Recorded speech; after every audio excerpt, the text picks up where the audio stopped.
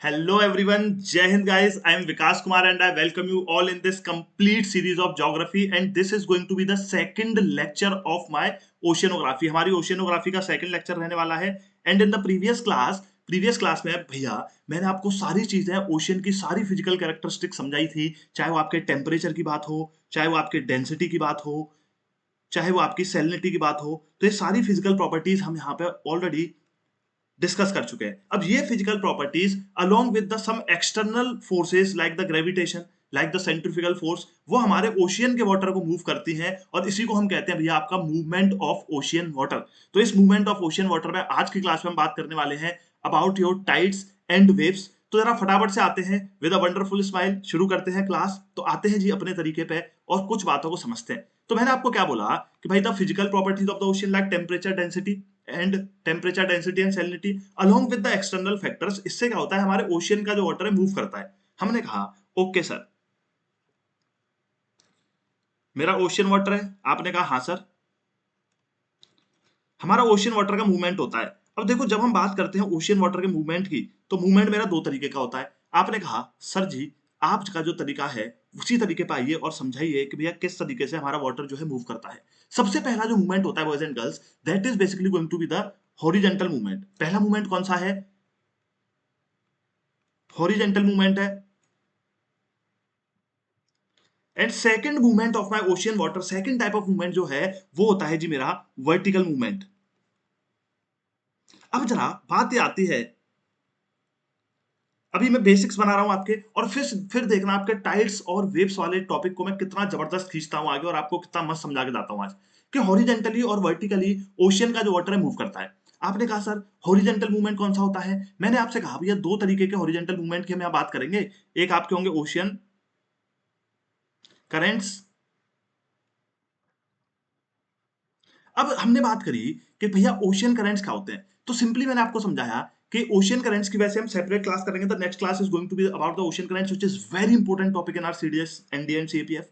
तो ocean currents क्या होते हैं? जो मेरे ओशियन का वाटर है वो water itself moves from one place to another in the horizontal movement of water from one place to another in the form of circular gyres is known as ocean currents। अब इसके लिए मैंने एक separate class रखी है तो आपको tension लेने की जरूरत नहीं है। अभी फिलहाल इतना समझ लो कि ओशियन करंट में क्या होता है कि सर जी हमारा जो ओशियन का पानी है वो in the form of circles जो है मूव करता है over the surface of the ocean, उसको बोल देते हैं ओशियन करंट। दूसरा हॉरिजॉन्टल मूवमेंट आज की क्लास में जो हम पढ़ने वाले हैं वो भैया हमारा कौन सा है? सर जी वो होती है आपकी वेव्स। ठीक है जी। वर्टिकल मूवमेंट्स कौन कौन से होते हैं भैया? एक होती है मेरी टाइड्स। दूसरा सर वर्टिकल मूवमेंट कौन सा है? दूसरा होता है जी आपका upwelling, upwelling of the ocean. अब आपने कहा कि सर यहां तक तो ये डिवीजन हमें समझ आ गया कि हमसे कोई पूछ ले कि भाई वर्टिकल मूवमेंट क्या है, that is the tides and upwelling. Horizontally कैसे मूव करता है हमारा वाटर जो है ओशियन करंट्स के फॉर्म में और वेव्स के फॉर्म में। तो आज की जो हमारी क्लास रहने वाली है it is going to be the tides, about the tides and the waves. अब जरा समझते हैं इन दोनों के बीच में डिफरेंस क्या है। भैया टाइड्स क्या है? This is the rise and fall of water because of the gravitational pull, because of the combined effect of the gravitational pull of sun, gravitational pull of the moon and the force which is generated because of the revolution of the earth, that is going to be the centrifugal force। तो आपको क्या समझना है कि भाई waves क्या है? Sir rise and fall of water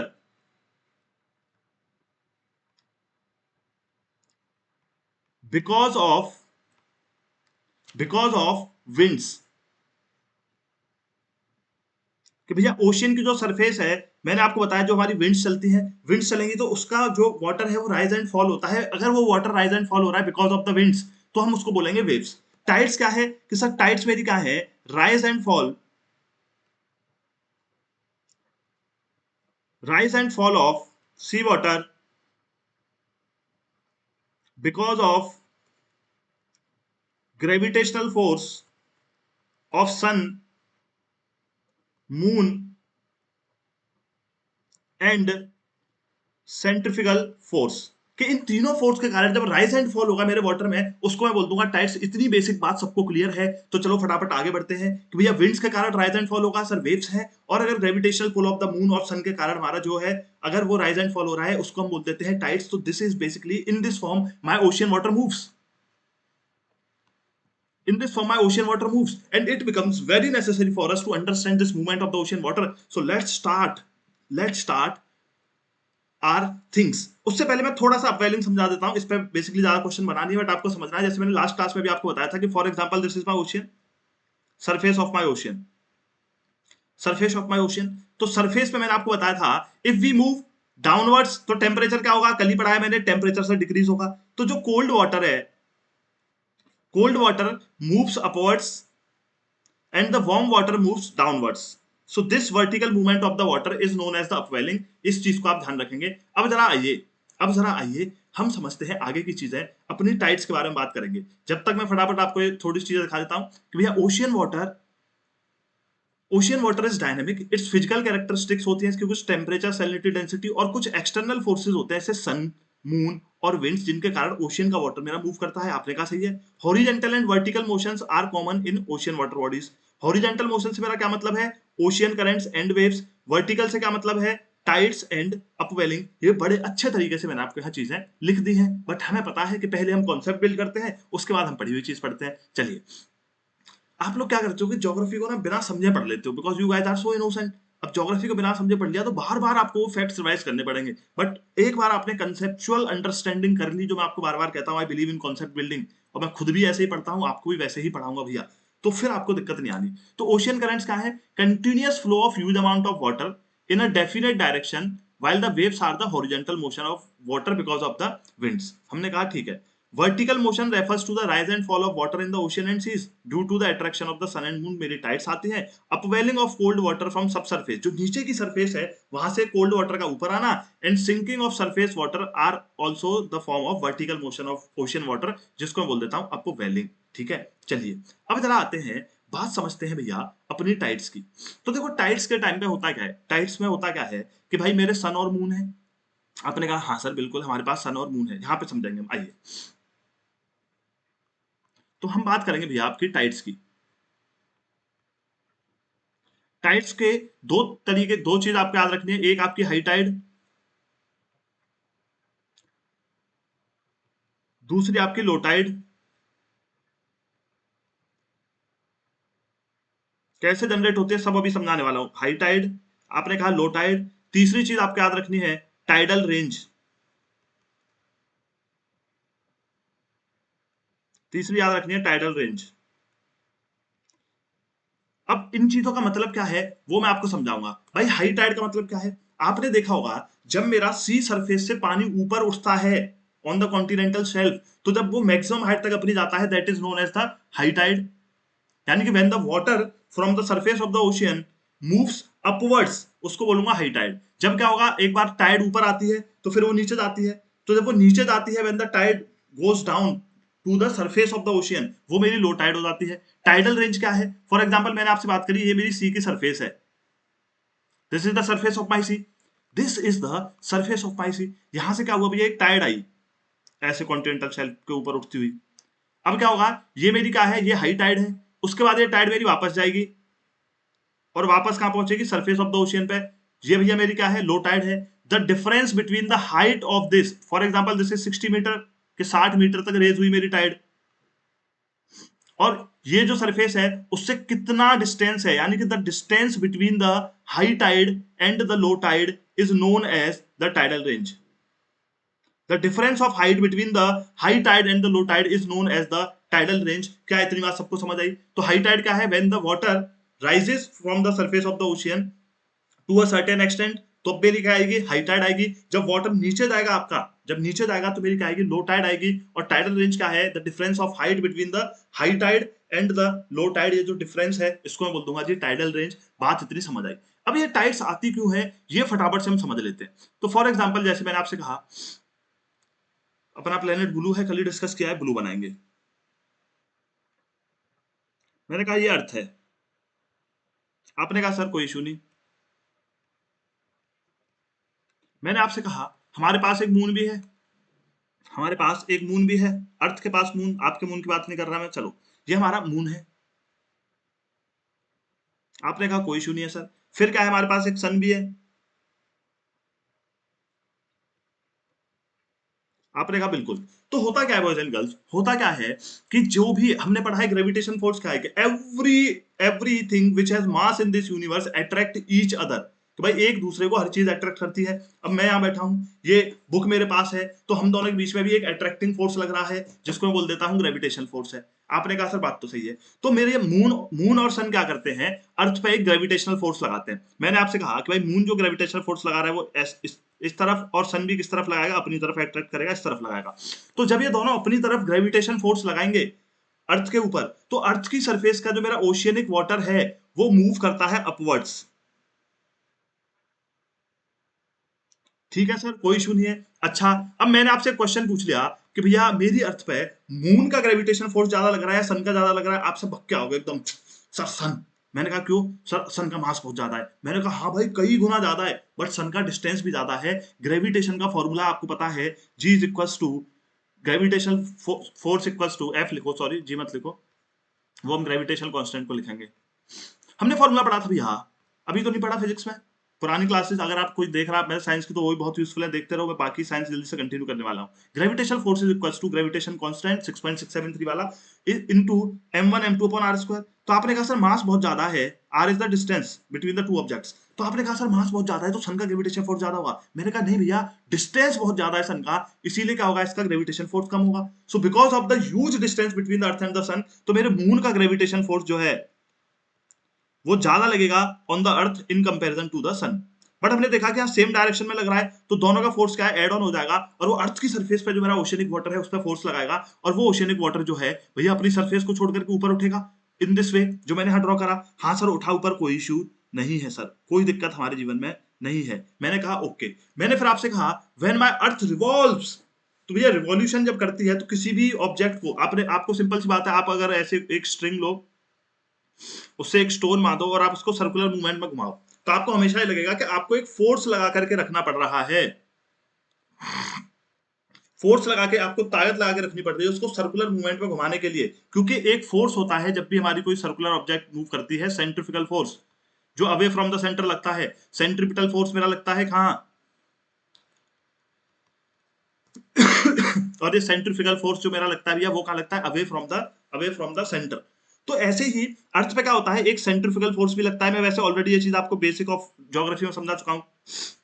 चलो, अब ये लगेगा तो क्या होगा, वो सेंट्रिफिकल फोर्स भी एक यहाँ बल्ज बनाएगा ओशियनिक वाटर का, और यहाँ मेरी कौन सी टाइड्स आएंगी, यहाँ मेरी हाई टाइड्स आएंगी, हाई टाइड हाई टाइड। अब मेरे ओशियंस का जो वाटर है वो पुल होके इस पोजीशन पे आ गया, तो जहां यहाँ जो वाटर होगा मेरा, वो सरफेस से नीचे जाएगा, वो अपनी सरफेस से नीचे जाएगा। जब वो अपनी सरफेस से जाएगा, यहाँ क्या आएगी, लो टाइड आएगी, और फिर यहाँ भी पानी अपनी सरफेस से नीचे जाएगा, यहाँ कौन सी टाइड आएगी, लो टाइड आएगी। तो अगर एग्जामिनर आपसे पूछता है कि टाइड्स क्या है, सबसे पहला point note down, please note down, फटाफट फटाफट पॉज करके लिख लेना। टाइड्स क्या है sir, this is basically the rise and fall of sea water because of the combined effect of three forces. First one is gravitational pull of the sun, second one is gravitational pull of the moon, third one is the force, centrifugal force which comes into force because of the revolution of the earth. Because of these three combined forces हमारी tides बनती हैं। इतनी बात मैंने आपको समझाई है। आपने कहा सर ओके, कोई इशू नहीं है। अब यहाँ पे आगे जो हमें चीजें समझनी है वो ये समझनी है कि भैया जब मेरी टाइड्स आती हैं, जब मेरी टाइड्स आती हैं, तो भैया टाइड्स को मैं on the basis of frequency divide करता हूं। ठीक है, on the basis of frequency हम डिवाइड करते हैं, वो चीज हम समझेंगे फटाफट से। इतनी बात सबको समझ आई, टाइड्स हमारी आ क्यों रही है, because of the gravitation pull and the centrifugal force. अब जैसे यहाँ देख लो, आपके एनसीईआरटी का डायग्राम है, यहाँ से ग्रेविटेशनल फोर्स लगा, टाना, यहाँ टाइडल बंज बना, बिल्कुल। यहाँ से सेंट्रिफिकल फोर्स लगा, टाइडल बंज बना, बिल्कुल बना। यहाँ क्या हुआ, लो टाइड्स आई, बिल्कुल बढ़िया सर, कोई दिक्कत नहीं है। थोड़ा और रंगीन माहौल बनाना है, थोड़ा और रंगीन बनाना है, तो यहाँ देख लो, ये मून है भैया, यहाँ से टाइडल बंज बना आपका, हाई टाइड आई, यहाँ पे आपकी हाई टाइड आई, और ये दोनों मेरी आ गई लो टाइड्स। जिंदगी में कलर्स थोड़े होने चाहिए। अब हमने बात करी कि सर जी इतनी बात तो ठीक है, इतनी बात तो ठीक है, कोई इश्यू ही नहीं है, बट आगे जो हमें समझना है वो फटाफट से ये चीज समझो।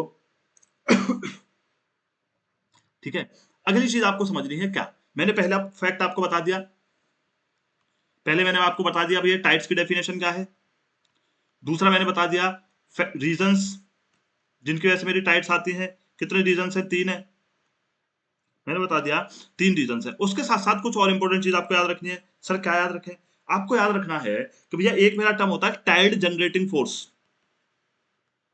अगर एग्जामिनर पूछ ले टाइड नोट्स में लिखते चलो please, tide generating force. Tide generating force क्या होता है? Tide generating force is basically the difference between the gravitational pull of the moon and centrifugal force. और इसी डिफरेंस की वजह से भैया फोर्स में डिफरेंस है, उसी डिफरेंस की वजह से मेरी क्या आती है, टाइड्स आती है। तो अगर एग्जामिनर पूछता है what is tide generating force, तो आप उसको बताना कि sir this is basically the difference between the gravitational pull of the moon and the centrifugal force, it is the tide generating force. अब इसके साथ साथ आएंगे अब कुछ इंपॉर्टेंट पॉइंट्स। हम तो हमेशा वो पढ़ते हैं ना, कुछ भी पूछ ले और हम चाहते हैं यहां से क्वेश्चन बने, इतना तो सब पढ़ लेते हैं कि आपकी जो जो कॉन्टिनेंटल शेल्फ्स होती हैं, ठीक है, अगर मेरी वाइड कॉन्टिनेंटल शेल्फ्स हैं, और कॉन्टिनेंटल शेल्फ क्या होती है?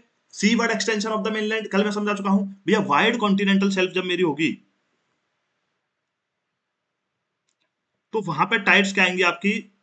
ग्रेटर हाइट्स की आएंगी, बड़ी टाइड्स आएंगी वाइड कॉन्टिनेंटल शेल्फ पे। तो कहां पे है? आपके साइबेरिया में, सबसे बड़ी पैसिफिक ओशियन में, जो आपकी साइबेरिया में है, वो सबसे बड़ी है हमारी, मैंने आपको समझाया था। उसके साथ साथ कहां कहां एब्सेंट है, वहां टाइड्स आपकी नहीं आएंगी, जैसे कि मैंने आपको बताया था कहां पे भैया, चाइल्ड में है। तो वाइड कॉन्टिनेंटल शेल्फ होगा। अब मैंने कहा भैया इंडिया के अंदर सबसे ज्यादा टाइड्स कहां आएंगी? आप बोलोगे sir gulf of Khambhat, gulf of Khambhat Gujarat के अंदर, गल्फ ऑफ खंबत में सबसे ज्यादा टाइड्स आती है। और वहां हमारे पास सबसे ज्यादा अपॉर्चुनिटी बनती है कि हम अपनी टाइडल एनर्जी को प्रयोग में ला सकें, क्योंकि यहाँ की कॉन्टिनेंटल शेल्फ सबसे वाइड है। अब मैंने आपसे पूछा कि भैया एक बात बताओ, टाइड्स मेरी वेस्टर्न कोस्ट पे ज्यादा आएंगी या ईस्टर्न कोस्ट पे, ये मेरे को कमेंट सेक्शन में बताना। तो कल मैंने बताया है जहां की वाइड कॉन्टिनेंटल शेल्फ होगी वहां जो है टाइड्स मेरी क्या आएंगी, ज्यादा आएंगी। इतनी सी बात हमें याद रखनी है। उसके साथ साथ देखो क्या याद रखना है। जो सबसे ग्रेटर हाइट की जो मेरी टाइड आती है, वो आती है भैया मेरा Bay of Fundy. Bay of Fundy अभी मैं मैप पे दिखाऊंगा आपको सब, Bay of Fundy in Canada. Bay of Fundy में आपकी सबसे बड़ी हमारी एक टाइड आती है, इतना आपको याद रखना है। हमने कहा चलिए जी ठीक है। उसके साथ साथ जो मेरी बेज होंगे, एस्टुडीज होंगी, ये और मेरी टाइड्स को डिफाइन करती हैं कि भैया बेस और एस्टुरीज होंगी, वहां भी आपकी टाइड ज्यादा आएंगी। इतनी सी बात आपको याद रखनी है। जब फिर उसके बाद पढ़ेंगे टाइप्स ऑफ टाइड्स। तो जरा आइए बॉयज एंड गर्ल्स और मेरी बात समझिए। मैंने आपसे कहा मैंने आपसे कहा the periodical rise and fall of the sea level once और twice a day mainly due to the attraction of the sun and the moon is called a tide. आपने कहा बिल्कुल।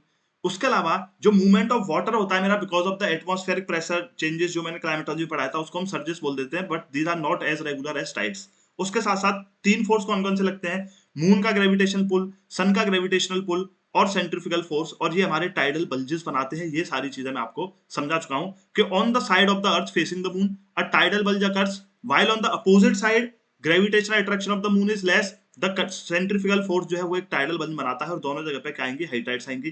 टाइड जनरेटिंग फोर्स क्या है? Difference between the gravitational attraction of the moon and the centrifugal force. हमने कहा ठीक है, बात इतनी सी है। उसके साथ साथ टाइड बल्जेस मेरे जो है, tidal bulges on wide continental shelfs have greater height, उनकी हाइट ज्यादा होगी। ये है आपकी बे ऑफ फंडी। तो भैया ये है आपकी बे ऑफ फंडी, ये अपना कनाडा, ये अपना यूएसए। तो इस वे ऑफ फंडी में क्योंकि नैरो है, ठीक है, नैरो है, ये आपकी बे है। बे का मतलब क्या होता है कि भाई ऐसा एक लैंड लॉक्ड एरिया जहां पे आपका ओशियन का वाटर जो है आ जाए। एस्टुरी का मतलब क्या होता है कि भैया एक लैंड लॉक्ड एरिया जहां पे रिवर का वाटर है, जब इंटरमिक्सिंग हो जाती है of the river water and the marine water, intermixing हो जाती है, उसको एस्टुरी बोलता हूं। This is basically the difference. और एस्टुरीज आपको थोड़ी नैरो देखने को मिलेंगी in comparison to the bay. This is the main difference. वो मैं आगे की क्लासेस में जब मैं आपको मेन बेस मेन स्ट्रेट्स पढ़ाऊंगा समझाऊंगा। बट आगे के लिए वेट मत किया करो, जो मुंह से निकल गया उसे लिख दिया करो, बात खत्म।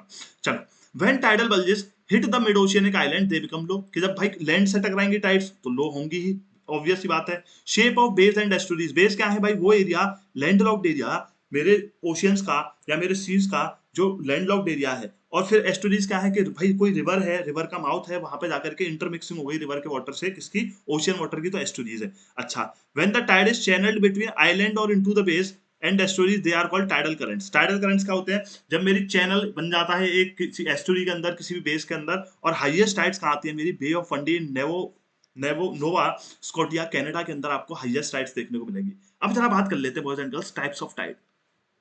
कौन कौन से टाइप्स की मेरी टाइड होती है?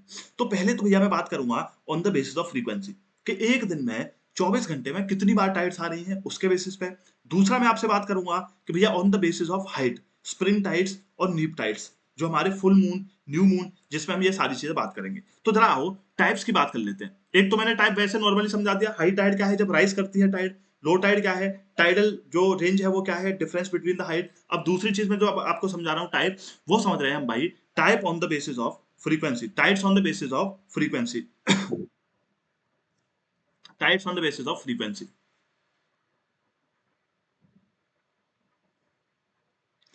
फ्रीक्वेंसी के बेसिस पे भैया मैं तीन तरीके की टाइप्स की बात करता हूं। आपने कहा सर हमें जरा बता दीजिए कौन कौन से तीन तरीके हैं आपके। मैंने कहा भैया सेमी, सेमी डायurnal, DIURNAL टाइड। दूसरी जो टाइड है भैया वो है मेरी डायurnal टाइड। और तीसरी है भैया मिक्स टाइड, मिक्स्ड टाइड। अब तीनों में फर्क क्या है सर? नाम तो बड़े खतरनाक लग रहे हैं, diurnal tide, semi diurnal tide, mixed tide, but concept बहुत खत्म सा है, खत्म सा है। समझिए बात को कि भाई सेमी डायurnal टाइड क्या होती है, कि भाई जब ये वो टाइड्स हैं जब भैया मेरी दिन के अंदर यानी 24 घंटे के अंदर दो हाई टाइड्स आए और दो लो टाइड्स आए, तो उसको मैं बोल देता हूं सेमी डायurnal टाइड। अब जो दोनों हाई टाइड्स होंगी मेरी, उनके बीच में डिफरेंस कितना होगा? आपने कहा सर 24 घंटे में बताया आपने। सर जब 24 घंटे में बताया है तो सर 12 घंटे में आते होंगे। सर 24 घंटे में बताया तो 12 घंटे में आते होंगे, बट आपको याद रखना है 12 घंटे 24 या 26 मिनट किसी बुक्स में लिखा रहता है, उतना इनका बीच का रेंज रहता है मेरा टाइम का। सेमी डायurnal ये मेरी टाइड्स हो गई। एंड याद रखना है आपको, these tides are approximately of the same height.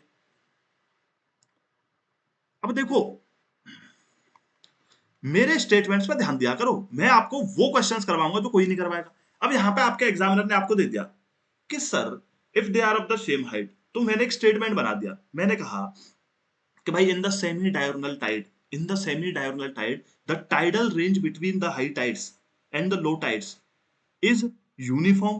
तो आप बोलोगे ट्रू है या फॉल्स है? तो ट्रू स्टेटमेंट है कि भाई सेम हाइट होती है। मैंने बोल दिया इज डिफरेंट, आप बोलोगे भाग यहां से, हमने पढ़ा है यूनिफॉर्म होता है। अब यही स्टेटमेंट बिना कॉन्सेप्ट को समझे बस टाइड की डेफिनेशन पढ़ के चले जाओ और आपके सामने आ जाए, आपके सामने आ जाए tidal range, semi diurnal tide, uniform. आप कहोगे भैया क्या ही है, और क्या था इसमें? कुछ नहीं था। सो दैट्स व्हाई कॉन्सेप्ट पे यूपीएससी आपको कंफ्यूज करेगी कि हाँ आपने कितने अच्छे से कॉन्सेप्ट्स पढ़े हैं या नहीं पढ़े। आपने कहा सर ठीक है, दो हाई टाइड आ गई, दो लो टाइड आ गई। जो मेरे भाई लोग क्रिकेट देखते हैं उन्होंने एक जगह का नाम सुना होगा, साउथहैम्पटन।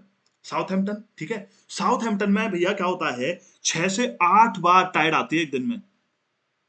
आपने कहा है सर इसके साथ इतनी बढ़िया सी व्यवस्था क्यों है, इसकी व्यवस्था इतनी बढ़िया क्यों है? क्योंकि ये जो साउथहैम्पटन पड़ता है ना, उस पर दो चीज की मेरी एक तो नॉर्थ चैनल की टाइड आती है, नॉर्थ चैनल की। दूसरा जो है, ठीक है, sorry English channel, not north channel, my back, English channel, वहां पे इंग्लिश चैनल है, तो इंग्लिश चैनल से आएंगे भैया। और आपकी क्या आएंगी, एक नॉर्थ सी से आते हैं। तो जब दो सी वहां पे पड़ रहे हैं तो भैया दोनों से टाइड्स आती हैं, तो दिन में 6 से 8 बार आपकी टाइड्स आपको साउथहैम्पटन में देखने को मिलेंगी। अगर मैं बात करूं फ्रीक्वेंसी की, तो ये आपको याद रखना है फैक्ट, इनकेस आपका एग्जामिनर पूछ ले। तो सेमी डायurnal टाइड क्या है? जब मेरी इन इन इन 24 आवर्स दो हाई टाइड और दो लो टाइड आती हैं। इन केस और एग्जामिनर 12 मिनट कुछ लिख करके दे दे तो समझ जाना वो भी सिस्टम उसका बढ़िया है, ठीक है, क्योंकि मून के उसकी बात कर रहा है। तो दो हाई टाइड दो लो टाइड आएंगी, सेम हाइट की टाइड्स आएंगी, सेमी डायurnal टाइड है। डायurnal टाइड क्या है? जब मेरी एक हाई टाइड और एक लो टाइड आएगी, ठीक है, एक हाई टाइड और एक लो टाइड, इसमें भी मेरी हाइट क्या होगी? सेम हाइट की होंगी। मिक्स्ड रेट क्या है? मिक्स क्या है कि भाई जब मेरी ऐसी टाइड्स आएंगी, आपको याद रखना ये भी सेम हाइट की है, कि अगले दिन जो हाई टाइड और लो टाइड आएंगी वो भी भैया मेरी सेम हाइट की होंगी, ठीक है। ये आपको याद रखना है कि the tidal range is uniform. Mixed tide क्या है? अब ऐसा भी तो होगा ना कि हमें समझ ही नहीं आ रहा कि किसी जगह पर कभी हाई टाइड आ जा रही है, कभी लो टाइड आ जा रही है, ठीक है। कब मतलब सॉरी हाई और लो के बेसिस पर मत समझो, ये समझो कि भाई जो मेरी हाइट थी यहाँ पे वो यूनिफॉर्म है सेमी डायurnal और डायurnal में। कभी यहाँ होगा कि उसकी हाइट ज्यादा है, कभी जो अगली टाइड आई उसकी हाइट उससे कम है, फिर आई, फिर उसकी कम है, फिर कभी इन चारों से भी ज्यादा होगी, तो इनको बोल देते हैं मिक्स्ड टाइड। यानी कि जहां पे मेरे को हाइट का सिस्टम पता ही नहीं है कि हाई और लो में सिस्टम क्या बन रहा है, उसको हम बोलेंगे मिक्स्ड। यानी कि these tides which have variation in height, tides having variation in height, और ये आपको मैक्सिमम कहां देखने को मिलेंगी, west coast of North America. तो आपको अगर सिंपली पूछा जाए सेमी डायगोनल क्या है, आप बोलोगे sir tides of the same height which comes where there are two high tides, two low tides, tides of the same height where there is one high tide and one low tide, mixed tide sir when there is variation in the height of the tides and they majorly occurs at the west coast of North America. These are the tides which are based on the frequency, semi diurnal, diurnal and mixed tides. तो जरा फटाफट से देख लो semi diurnal क्या है मेरी, the most common tidal pattern featuring two high tides and two low tides each day.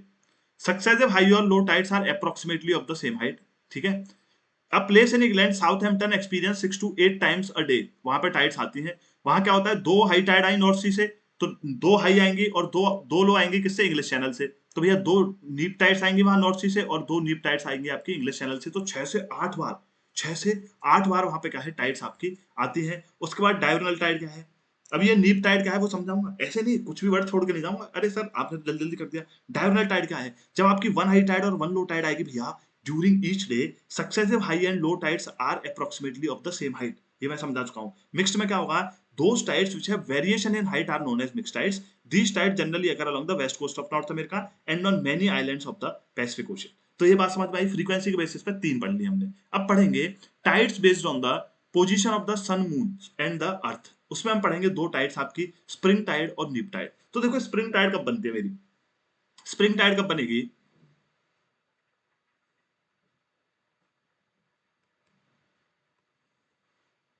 Spring Tide मेरी दो टाइम पे बनेगी। चलो पहले नीचे आराम से अपना समझते हैं, डायग्राम बाद में देखेंगे, डायग्राम बाद में देखेंगे, अपना स्टाइल मिस नहीं करना।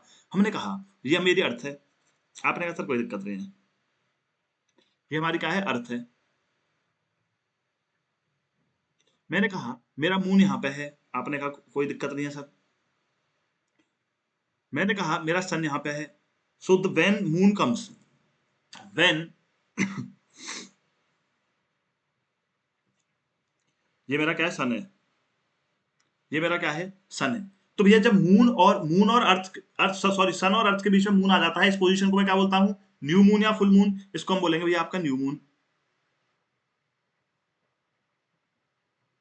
न्यू मून वाली पोजीशन मेरी आ गई। अब न्यू मून वाली मेरी पोजीशन जो आ गई, तो यहां होगा क्या कि भैया यहाँ पे मून का भी ग्रेविटेशन फोर्स लगेगा और यहाँ पे सन का भी ग्रेविटेशन फोर्स लगेगा। यहाँ टाइडल बंज बनेगा, यहाँ सेंट्रिफिकल फोर्स है, यहाँ टाइडल बंज बनेगा और यहाँ पे क्या है, लो टाइडल बंज बनेगा। तो ये मेरी टाइड आएगी एक। तो दूसरी मैंने आपसे कही, अब मेरा मून जो है वो ऐसे रिवॉल्व करता है अर्थ के सामने।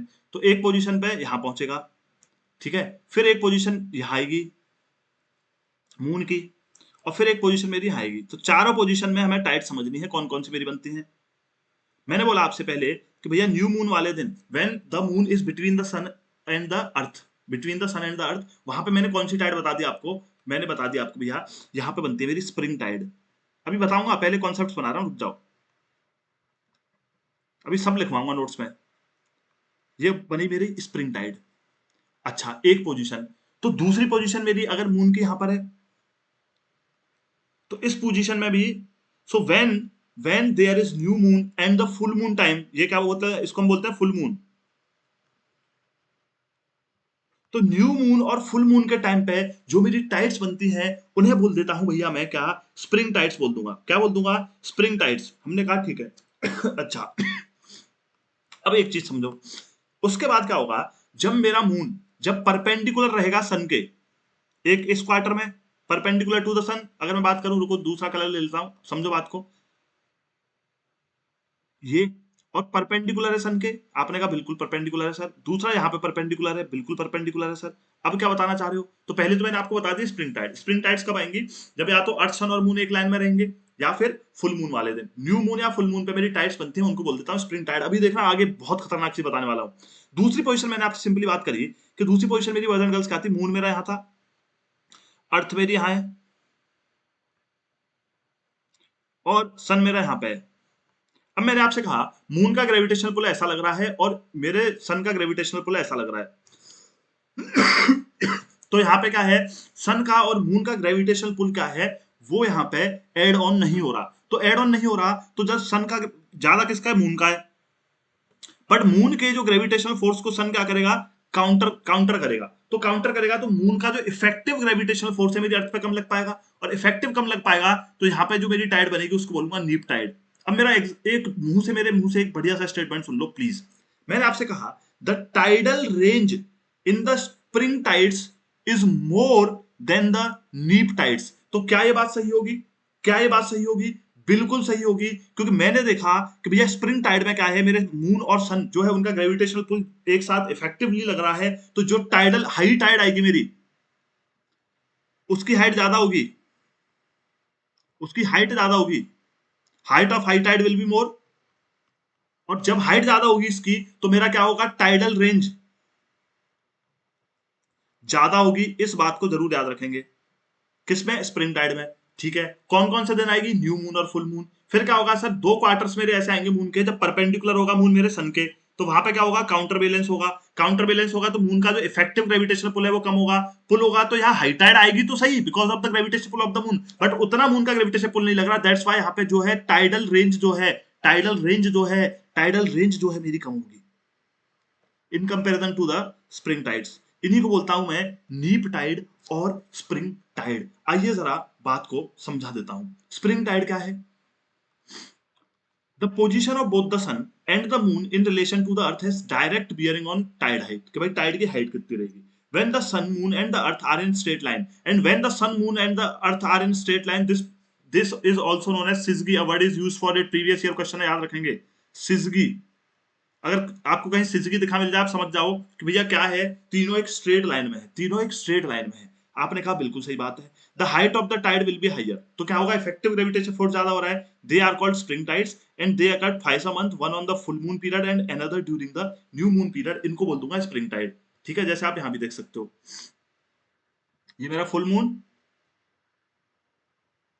और ये मेरा न्यू मून जब बीच में होगा, बीच में होगा। चलिए अब जरा आगे आएंगे, नीप टाइड समझेंगे। सॉरी, पता नहीं क्या चला गया, छोड़ो। नीप टाइड्स की बात करेंगे। Normally there is a 7 day interval between the spring tides and the neap tide, क्योंकि 28 दिन में पूरा रिवॉल्यूशन होता है। 28 नहीं, 27 पॉइंट कुछ रहता है, बट आप 28 समझ के चलो। तो 7 दिन बाद पहला क्वार्टर आएगा मेरे मून का यहाँ, तो मेरी क्या आएगी, नीप टाइड आएगी। At this time the sun and the moon are at right angles to each other and the force of the sun and the moon tend to counteract each other. The moon's attraction two more than twice as strong as sun is diminished by the counteracting forces of the sun's gravitational pull। तो यहाँ पे क्या आएगी, जो मेरी tidal range होगी भैया वो यहाँ कम होगी। इस बात का प्लीज याद रखेंगे। और हाइट ऑफ टाइड्स में पूछूं आपसे, स्प्रिंग में ज्यादा होगी या नीप में होगी, आप कहोगे स्प्रिंग में होगी। अब लोग यहाँ गलती क्या कर देते हैं, लोग समझते हैं स्प्रिंग टाइड का मतलब है हाई टाइड। भाई टाइड तो यहाँ भी आ रही है, हाई तो यहाँ पर भी है टाइड नीप में, बट टाइडल रेंज के बेसिस पे इसको डिफरेंशिएट करो, क्योंकि क्वेश्चन वहीं से बनेगा और कॉन्सेप्ट भी वहीं से बनेगा, जैसे मैंने बिल्कुल क्रिस्टल क्लियर किया है। आई होप समझ में आई आपको। दूसरा क्या इफेक्ट पड़ेगा, मैंने बोला कि भैया ऑलरेडी मैं आपको दो टर्म पढ़ा चुका हूं जब मैंने रोटेशन और रिवॉल्यूशन पढ़ाया, कि जब मेरा मून सबसे पास होता है अर्थ के उसको बोलता हूं पेरिगी, पेरिजी। और P for pass, P for पेरिजी, A apogee. तो आपको पता है कि भाई जब पेरिजी आएगा तो the distance between the sun and sorry the earth and the moon is minimum. जब डिस्टेंस मेरा मिनिमम होगा तो ग्रेविटेशनल फोर्स मैक्सिमम होगा। तो यहाँ पे मेरी जो हाई टाइड्स आएंगी, जो हाई टाइड्स आएंगी उनकी हाइट जो है वो इंक्रीज हो जाएगी एट द पेरिजी। अपोजी पे क्या होगा, दूर है, ग्रेविटेशनल फोर्स मून का कम लगेगा डिस्टेंस बढ़ने से। तो यहाँ पे जो हाइट है मेरी किसकी, हाइट जो है मेरी हाई टाइड्स की, वहां पे क्या हो जाएगी, कम हो जाएगी। इतनी सी बात आपको याद रखनी है। Same happens at the perihelion and aphelion, not aphelion, aphelion, याद रखना प्रोनाउंसिएशन भी। अफिलियन। अब यहाँ पे भाई सिस्टम क्या बैठेगा मेरा, यहाँ पे मैंने बोला जो मेरा सन है, sun is closest to the earth at perihelion, closest at the to the earth, तो सन का ग्रेविटेशन पुल लगेगा। यहाँ भी जो हाइट है टाइड्स की वो मैक्सिमम होगी हाई टाइड्स की, ठीक है, मतलब ज्यादा होगी। और यहाँ भी हाइट जो है वो जो है मेरी कम होगी ऑफ द हाई टाइड्स। अब देखो मेरे स्टेटमेंट्स पे जाओ। The height of the high tides at perigee will be higher than the average height। ये स्टेटमेंट्स आएंगे आपके एग्जाम में। मैंने बोला अपोजी कि the height of the high tides during apogee are less than the average height. इस तरीके के स्टेटमेंट्स बनेंगे, याद रखना। तो कॉन्सेप्ट समझना, उसके साथ स्टेटमेंट्स को लिंक करना ऐसे टॉपिक्स में आपके लिए बहुत जरूरी है। Once in a month when the moon's orbit is closest to the earth, usually high और लो टाइड अकर, ठीक है। During this time the tidal range is greater than normal. 2 weeks later when the moon is farthest, the moon's gravitational force is limited and the tidal ranges are less than the average heights. इस तरीके के statements आएंगे, बस आप tension मत लो, आपके सब होने हैं क्योंकि आपने मेरे साथ पढ़ा है। When the earth is closest to the sun around 3rd January, 3rd January कब आती है मेरे विंटर सोल्स्टिस के बाद, tidal range are also much greater with unusually high and unusually low tides, वैसे ही अफिलियन पे होगा। अच्छा, फिर एक कॉन्सेप्ट आता है मेरा, this is your P by Q, इब। इब क्या है और फ्लो और फ्लड क्या है? इब क्या है? अब मैंने आपसे बात करी, मैंने आपसे बात करी, बात को समझना। मैंने आपसे कहा this is the surface of my ocean, आपने कहा यस सर कोई दिक्कत नहीं है, बढ़िया बना दो। पिंक ओशियन बना दिया हमने, ठीक है, पिंक ओशियन बना दिया चलो, अब मैंने कहा कि भाई मेरी टाइड आई, टाना आना ऐसे मस्त आई, टाइड आने के बाद वो वापस गई, ठीक है। अच्छा, मैंने आपसे बोला जब मेरी हाई टाइड थी और जब लो टाइड तक पहुंची, तो the time interval between them two, कि भाई हाई टाइड से लो टाइड तक टाइम इंटरवल मेरा कितना था, उसको मैं कहता हूं ebb. Time interval between the high tide and when water is falling between the high tide and low tide, याद रखना, time between the high tide and low tide when the water level is falling, कि यहां से क्या हो रहा है, इस बारे में फॉल होगा वाटर आपका। So the time interval between these high tide and low tide when the water is falling is known as ebb. बार बार कह रहा हूं, time interval between the high tide and the low tide when the water falls is called ebb. फिर क्या होगा दूसरी situation में, कि भैया कि जब मेरी टाइड राइज कर रही होगी लो टाइड से और हाई टाइड तक,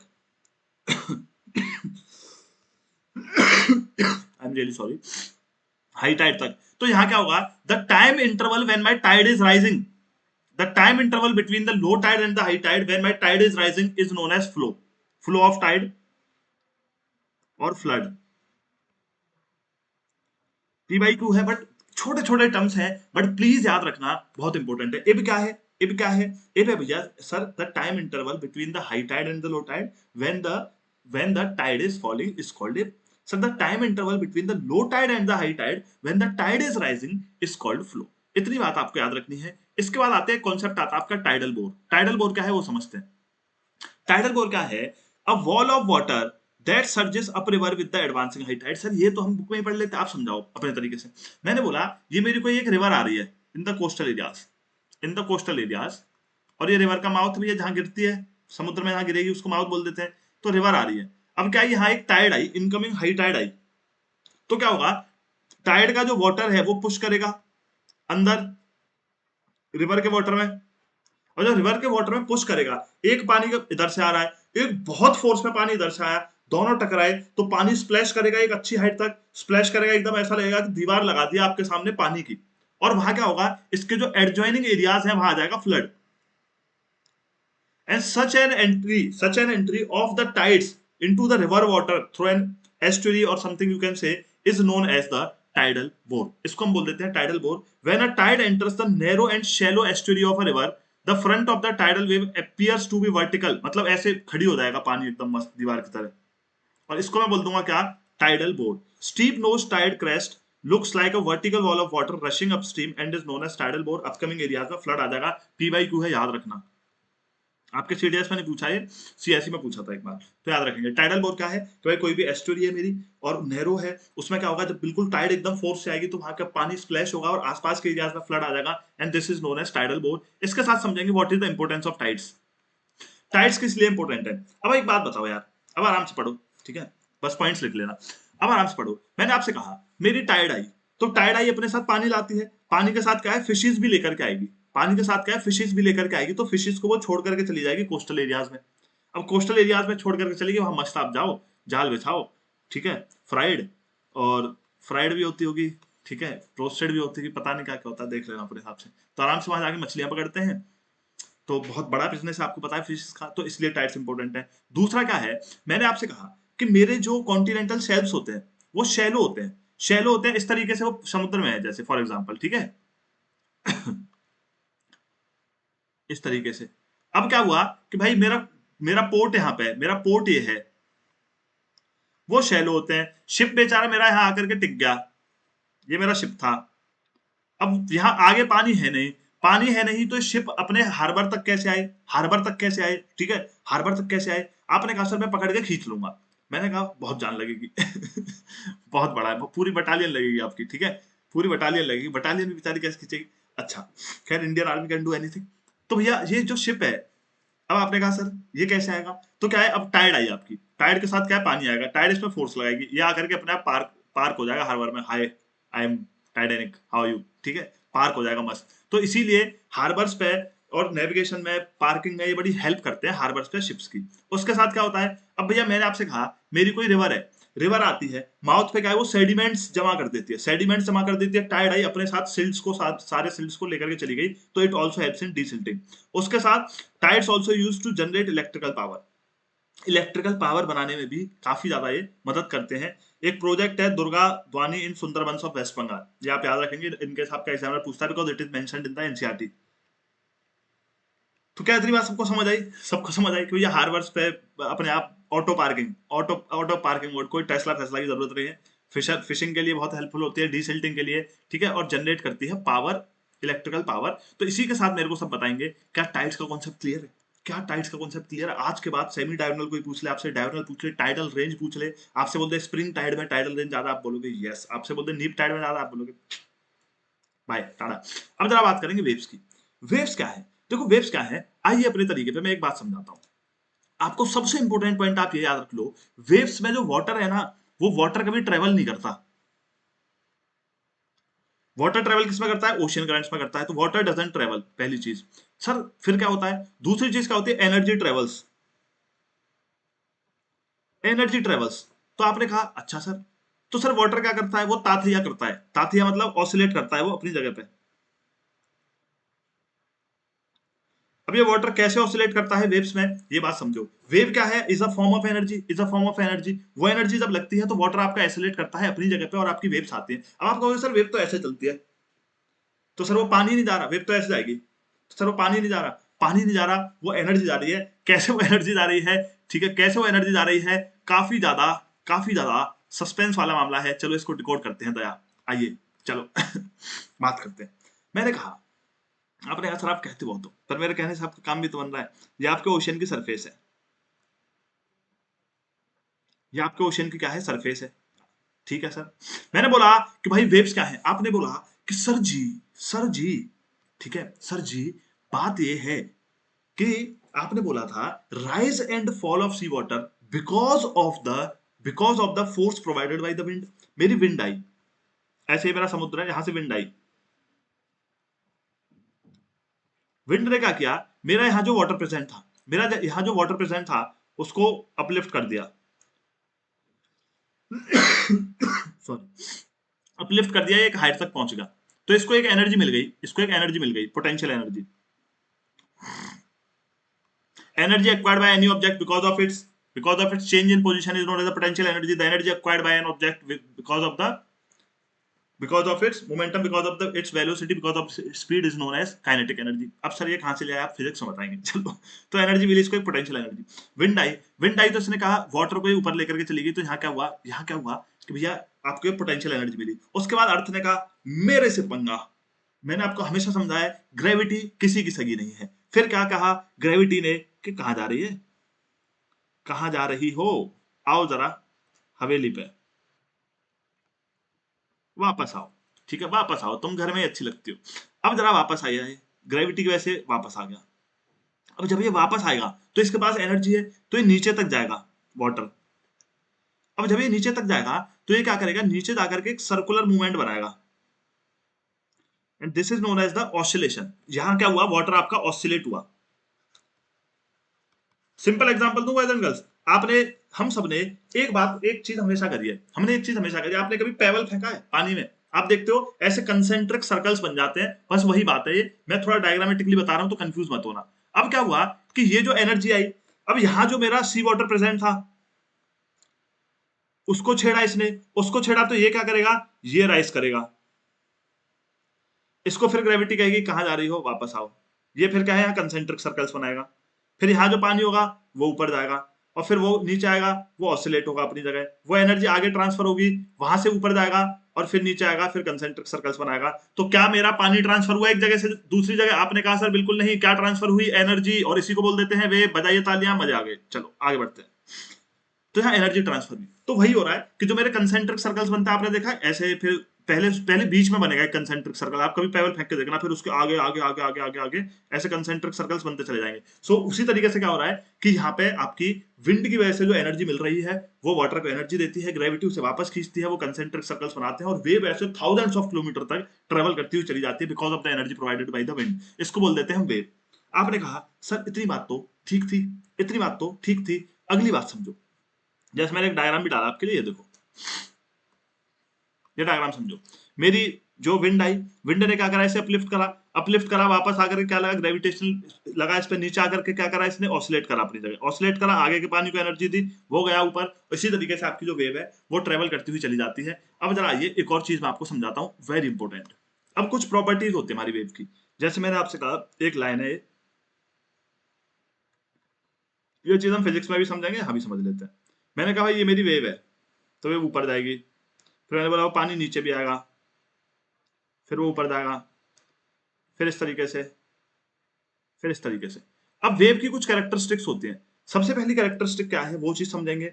ठीक है, स्पीड क्या है, फ्रीक्वेंसी क्या है, ये सारी चीजें समझना हमारे लिए बहुत जरूरी है। सबसे पहले क्या होता है, क्रेस्ट एंड ट्रग होते हैं। क्रेस्ट क्या होता है, the highest height is known as the crest. मैंने बोला the lowest height of the wave, ठीक है, the highest point of the wave is known as the crest. यहां लिखते चलो हाइएस्ट पॉइंट। दूसरा मैंने बोला lowest point is known as trough, ये हाईएस्ट पॉइंट है। मैंने कहा भाई जो लोएस्ट पॉइंट है इसको मैं बोल देता हूं क्या, इसको ट्रग बोल देता हूं। आपने कहा ठीक है। फिर आता है मेरी एक वेव हाइट। वेव हाइट क्या है, the perpendicular distance between this crest and the trough, this height which I am calling is the perpendicular distance between the crest and the trunk. This distance, this length, this complete length is known as the wave height. इसको मैं क्या बोलूंगा, wave height. Perpendicular distance between the crest and the trunk is known as the wave height. आपने कहा ठीक है। फिर आता है एक एम्पलीट्यूड। एम्पलीट्यूड क्या है, half of wave height, half of wave height. मतलब सर, मतलब ये जो डिस्टेंस है मेरा, यानी कि मेरी लाइन से, बेस लाइन से या तो क्रेस्ट तक या ट्रक तक जो भी डिस्टेंस होगा वो क्या होगा, एम्पलीट्यूड होगा। आपने कहा सर बात बिल्कुल ठीक है, बात बिल्कुल ठीक है। मैंने बोला वेव पीरियड, वेव पीरियड। तो वेव पीरियड में आपने बोला time interval between two successive wave crest, कि भाई मेरी एक ये क्रेस्ट है और एक ये क्रेस्ट है, तो इन दोनों के बीच का जो टाइम होगा, जो टाइम पीरियड होगा, उसको मैं बोल दूंगा वेव पीरियड। फिर आती है मेरी वेवलेंथ। वेवलेंथ, वेवलेंथ क्या है, horizontal distance between the two consecutive crest और ट्रक, मेरा ये जो डिस्टेंस होगा, this horizontal distance is known as wavelength.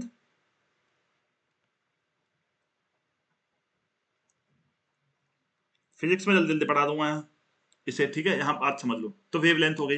Wavelength मेरी क्या हो गई कि भाई या तो क्रेस्ट, दो दो क्रेस्ट के बीच का डिफरेंस, या दो ट्रक के बीच का जो कंसेक्यूटिव उनके बीच में जो डिस्टेंस है वो है। फिर क्या है, वेव स्पीड। फिर क्या है, एक वेव स्पीड होती है। तो ये क्या है, रेट ऑफ, ठीक है, rate at which the wave travels, rate at which wave moves, लिखते चलो।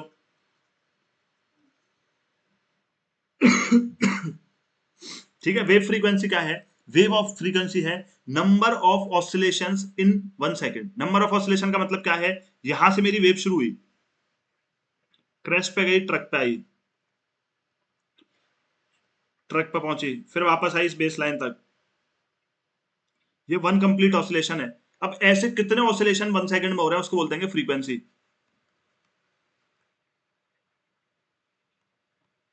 कि एक सेकंड में, ठीक है, एक सेकंड में कितने ऐसे मेरे क्या हो रहे हैं, ऑसिलेशंस कंप्लीट हो रहे हैं। Number of oscillations per second is frequency, लिख लो, number of oscillations per second are known as the wave frequency. इतनी बात सबको क्लियर है?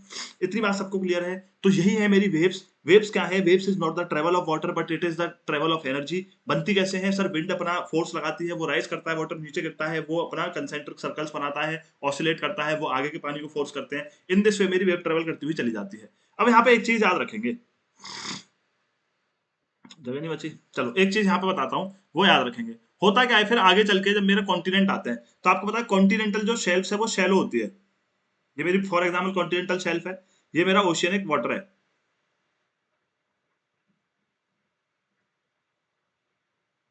शेल्फ कम लग रही है, ट्रेंड ज्यादा लग रहे हैं, कोई नहीं, पर आप समझना बात को, ठीक है। अब क्या होगा, यहां से जो मेरी वेव ट्रेवल करके जा रही है, तो इसके पास तो ओशियनिक डीप से लेकर के पूरा एरिया रहता है। बात को समझना, ये पूरा ट्रेवल करेगी क्योंकि भाई बहुत डेप्थ है ओशियन की, तो पूरी जगह मिल रही है। फिर होगा क्या, जैसे ही ये यहाँ पहुंचती है तो इसको जगह नहीं मिलती ट्रेवल करने को, और जैसे ही जगह नहीं मिलती तो वहां क्या आता है, एक वेव ब्रेक आता है। वेव ब्रेक, वेव ब्रेक आता है। तो इसको याद रखेंगे, अगर आपका एग्जामिनर पूछता है भैया वेव ब्रेक क्या है, ठीक है, तो यहाँ क्या होता है, when the wave length of the wave decreases to the half, half of wave length पे हो जाता है वो। When the wavelength of the wave decreases to its half, that is known as wave break. और जैसे ही wave break जहां होगा, वहां आएंगे भैया आपके व्हाइट कैप्स।